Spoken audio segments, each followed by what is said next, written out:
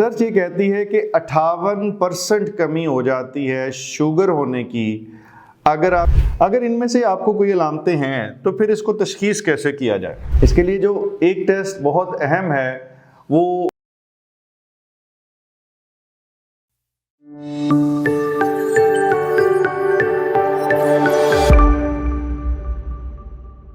क्या आप ये जानते हैं कि दुनिया में हर 3 बालिग लोगों में से एक शख्स को प्री डायबिटीज़ है।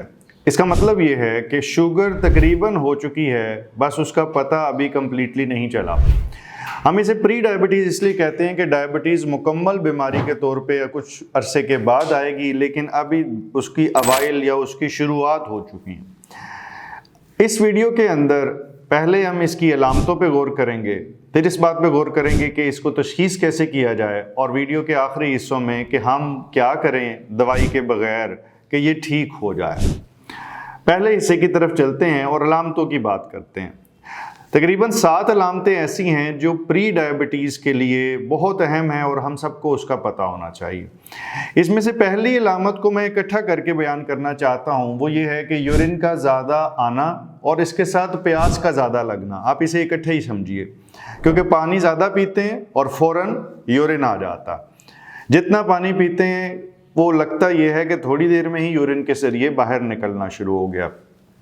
इसके अलावा भूख भी ज़्यादा लगती है। तीसरे नंबर पे ये कि आंखें जौन सी हैं वो कई दफ़ा धुंधलापन जौन सा है वो शो करती हैं। एक चीज़ इसके अंदर ये भी बताई जाती है कि स्किन डार्क हो जाती है, गहरे रंग की होती है, मोटी होती है, और इसके बारे में मैं पहले वीडियो बना चुका हूँ। फिर जो ज़ख़म बनते हैं वो हील आसानी से नहीं होते, वो स्किन एक दूसरे के साथ आसानी से जुड़ती नहीं है। इसको हम डिलेड वुंड हीलिंग भी कहते हैं।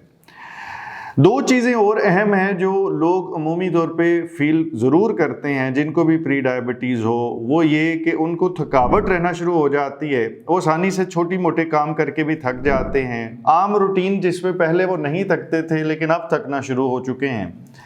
और लास्टिंग ये कि इसके साथ कुछ वेट लॉस भी होता है, यानी कि वज़न में कमी भी होती है जो आप नहीं चाह रहे होते या आपने प्लान भी नहीं की होती, फिर भी हो रही होती। अगर इनमें से आपको कोई अलामतें हैं तो फिर इसको तशखीस कैसे किया जाए। इसके लिए जो एक टेस्ट बहुत अहम है वो HbA1c का टेस्ट कहलाता है।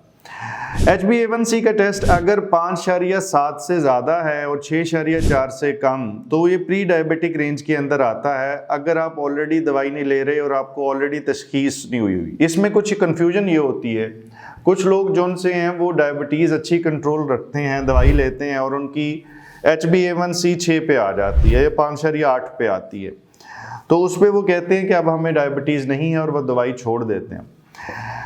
अगर मैं खुद भी इस हक में हूँ कि अगर एक ख़ास पैटर्न से मेहनत की जाए तो दवाई छोड़ी जा सकती है, लेकिन ये इतना सिंपल नहीं है कि आपको डायबिटीज़ थी और अब प्री डायबिटीज़ है। हो सकता है दवाई से अच्छा कंट्रोल हो और छोड़ें तो फिर हो जाए।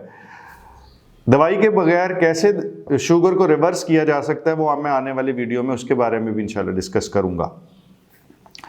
फिर उसके बाद अगर फ़र्ज़ करें कि ब्लड शुगर हमने चेक की है निहार मुंह यानी नाश्ते से पहले, तो वो 100 से 125 के दरमियान अगर रह रही है तो इसको भी प्री डायबिटिक रेंज कहते हैं। और इसके साथ अगर 126 या इससे ऊपर है तो इसका मतलब है कि प्रॉपर शुगर शुरू हो चुकी। अगले हिस्से के अंदर आप ये देखिए कि अगर किसी को ग्लूकोज टॉलरेंस टेस्ट करवाना पड़ता है और वो 144 से ऊपर आता है तो वो भी प्री डायबिटिक रेंज के अंदर आता है। अब आपको अलामतें थी, आपने टेस्ट करवाया, अब आपको शक भी हो गया है कि जनाब 6 के करीब आ गई HbA1c, आपको प्री डायबिटीज़ है। अब इसका करें क्या? दवाई लेने को नहीं दिल करता, ओके, तो फिर उसके कुछ स्टेप्स डिस्कस करते हैं। रिसर्च ये कहती है कि 58% कमी हो जाती है शुगर होने की अगर आपको प्री डायबिटीज़ थी लेकिन आपने वज़न कम कर लिया। 58% सोचें कि आधे से ज़्यादा चांस तो आपने बिल्कुल ख़त्म कर दिया कि आपको शुगर होगी सिर्फ इस वजह से कि आपने वज़न कामयाबी से कम कर ली। और इसके लिए आपको एक्सरसाइज करना बहुत ज़रूरी है। अगर आप एक्सरसाइज नहीं करते तो ये कामयाबी हासिल नहीं हो सकेगी। और इसी के साथ है वो मैं वीडियोस इसके बारे में भी बना चुका हूँ कि एक्सरसाइज कैसे करनी चाहिए, कौन सी एक्सरसाइज किसके लिए है, और कितनी एक्सरसाइज करनी चाहिए। लेकिन इन जनरल 30 मिनट की एक्सरसाइज हफ्ते में कम से कम 5 से 6 दफ़ा होनी चाहिए। उस सूरत हाल के अंदर आपकी एक्सरसाइज कंसीडर होगी। इसके बाद अगर हमने खुराक की बात करनी है तो जो शुगर वाली चीज़ें हैं जिनके अंदर मीठा बहुत है, मिसाल चीनी वाली तमाम चीज़ें, नशास्ता जिनमें बहुत ज़्यादा है जैसे आलू है, जैसे चावल है, या जिस चीज़ों के अंदर भी आपको मिठास टिपिकल लगती है वो फ्रुक्टोज या ग्लूकोज के ज़रिए हो, उनका इस्तेमाल कम करना चाहिए। जितना ज़्यादा इस्तेमाल करेंगे चांसेस ये हैं कि उससे उतनी ख़राबी पैदा हो। साथ साथ इसके फाइबर का इंटेक बढ़ाना है। फाइबर का इंटेक बहुत ज़रूरी है बढ़ाना शुगर की कमी के साथ साथ, अगर आप प्री डायबिटीज़ को रिवर्स करना चाहते हैं। लास्ट थिंग ये कि आपने नींद जो सी है वो अपनी पूरी करनी है। अगर आप रोज़ाना 7 घंटे के करीब सो लेते हैं तो आपकी नींद मुकम्मल है। इस सूरत हाल के अंदर कि आपकी नींद पूरी नहीं हो रही और आपको प्री डायबिटीज़ है, चाहे आप बाकी एहतियातें कर भी रहे हैं, तो नींद की कमी की वजह से हो सकता है आपकी शुगर का मर्ज़ आगे बढ़ जाए। दरख्वास्त ये है कि इस वीडियो को चाहे एक से ज़्यादा दफ़ा देखना पड़े, बट समझ लीजिए कि आपकी क्या अलामतें हैं, आपने इसको डायग्नोस कैसे करना है। और आखिरी हिस्से के अंदर बहुत सिंपल तरीके से मैंने बताने की कोशिश की है कि वज़न कम करके, शुगर का फूड कम करके और फाइबर इंटेक बढ़ा के, फाइबर से मुराद आप सब जानते हैं कि बहुत सारी सब्जियों में फ़ाइबर है, इवन के कुछ फ्रूट्स जिनके अंदर उनका ग्लाइसेमिक इंडेक्स मिठास कम है वो भी आप इस्तेमाल कर सकते हैं।